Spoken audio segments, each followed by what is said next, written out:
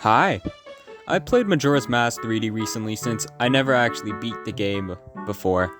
And you've read the title, I don't think this is a good remake.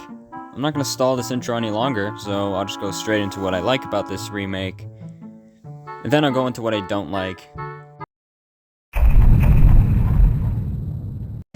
So here's some of the things that I actually think are pretty decent, or, well, that I enjoy about Majora's Mask 3D. I think the game looks really nice. It has that nice look to it, like Ocarina of Time 3D. It's got a really nice art style. The animations are very smooth and nice. Of course, by the footage you can't tell because my computer sucked ass. The Song of Soaring is earlier in the game, which is a nice little touch, but it doesn't really matter. And they moved the bank from West Clocktown to South Clocktown, and that really is it for what I like. So let's go into the things I don't like. This section of the video is probably going to be really long because I don't like a lot of the changes they made.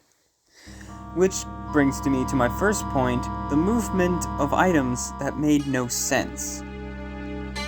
But the Bomber's Notebook is given to you by the mask salesman and not the Bombers, which I guess if players don't go back to the Bomber's hideout, it's a good change, but I don't think it's a good change because it's called the Bomber's Notebook and it's given to you by the Bombers in the original game and it makes sense.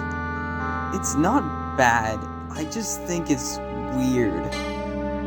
Next is the movement of the stone mask to the pirate's fortress. This change doesn't make sense to me either. It's a little harder to get this time, but why would you even think to use the lens of truth there?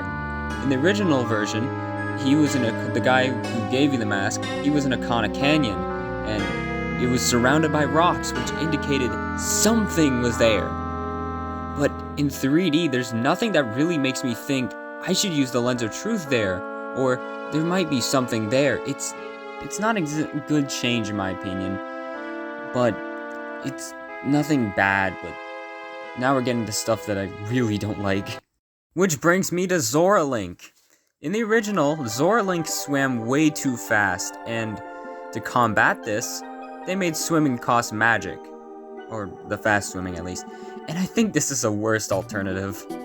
Without it, he just swims terribly slow and you can't catch up to anything without using your magic.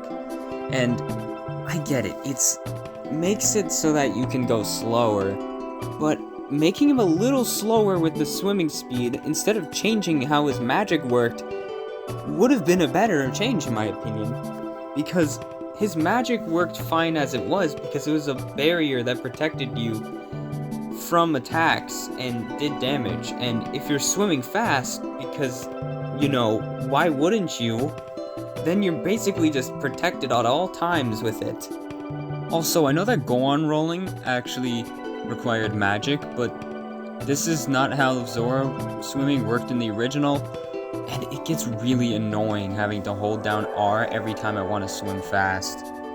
This might be a really weird one, but the change of the Great Fairy rewards is honestly kind of stupid. You had plenty of magic for Snowhead, and being able to use magic wisely and get all the stray fairies in the dungeon rewarded you with the magic upgrade. Here, there's no magic for you to even use until Snowhead. The upgraded spin attack as the first reward makes sense, because it's actually useful at that point of the game, and it made sense for a first reward.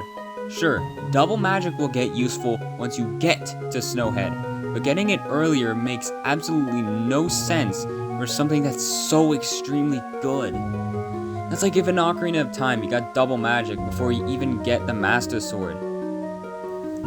And on the topic of stray fairies and dungeons, great transition by the way, time to talk about the dungeons and how the bosses of them suck. First boss, as always, is Uldoa, and this fight isn't too different from the original game, aside from the obvious eye on its back of the head. And yeah, while there's an eye on the back of its head, it's still a very similar fight. You basically just want to go around him shoot him in the eye, then stab him and knock him over, then stab its eye. It's not a big difference, at least in my opinion. It's got a bit extra steps, but it basically feels like the same fight. It doesn't have a second phase, it's no over-the-top difference, it's really just simple. And I think this is probably the best of the bosses in Majora's Mask 3D, which you can't really get that far when talking about best bosses in this game.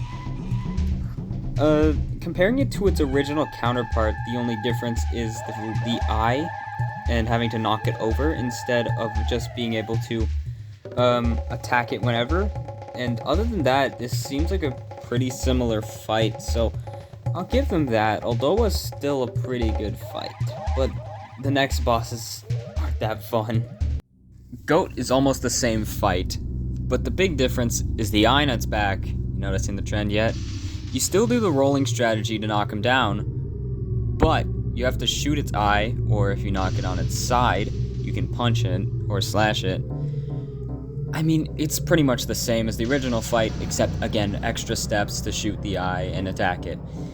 I think it is a little more limiting, because if you don't knock it on its side, you have to shoot the eye with arrows or bubbles. I don't even know if you can get on its back to punch the eye, and I didn't try, because I didn't want to bother trying, but if you can, well then this point is completely invalid. But it's basically the same, just extra steps. And comparing it to the original fight, again, the only difference is the added weak point. And in the original, you could roll into it and it would take damage, and you just knock it over and you damage it. And it isn't too bad. It's still not a fun fight because, again, it's a goat. It takes forever, but I wouldn't go as far to say it's extremely bad either. I mean, goat was a bad fight to begin with, so I wouldn't say it's gotten any worse. But for the next fight, oh boy. Gyorg, good old Gyorg. Yeah, this fight is terrible too. As always, he has an eye in his mouth and you gotta damage that. But how do you damage the eye? You can run into Gyorg with the Zora electric barrier or shoot it with arrows.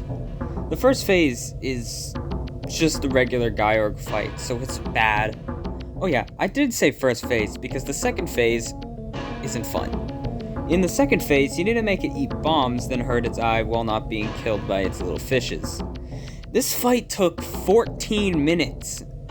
In the original, you can just shoot it with arrows, run into it with Zora, or you could do it vice versa, which made it a pretty fast fight because it took one arrow to stun it, and you could get a few Zora hits in, while instead you have to do more hits to damage it in this version.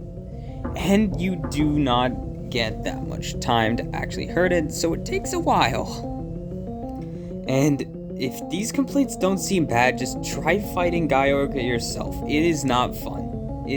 You're not gonna have fun. It's a water boss. We're not even getting to the worst one yet. Twin Mold is not a bad boss in the original, but it isn't fun either. In the remake, it's the worst. Here, you start off as Small Link since you don't have the Giant's Mask yet and are tasked with killing both Twin Molds, but you can only kill the blue one, and once it's dead, you get the Giant's Mask.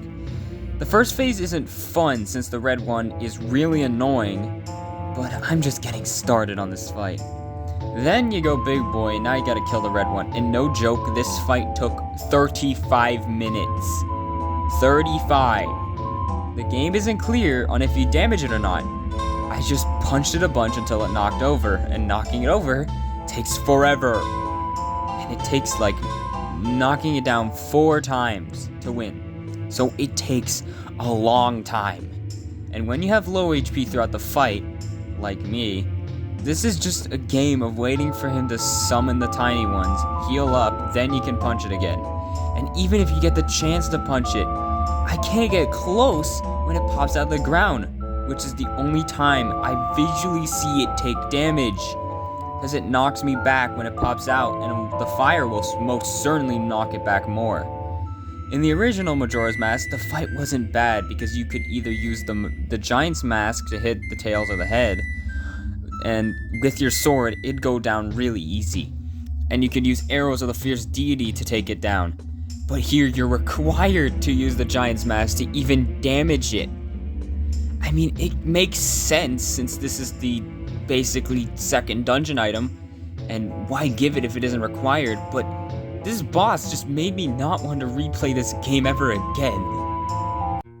So yeah, I don't think this is a good remake of Majora's Mask, especially thinking it was Majora's Mask with just a few minor differences. This is not a bad game by any means. It's still Majora's Mask, and Majora's Mask is really fun. But I don't think it was a good remake of Majora's Mask. So, yeah, Link to the Past video is actually going to be next time, for real. I'm not joking, and, bye, have a good day.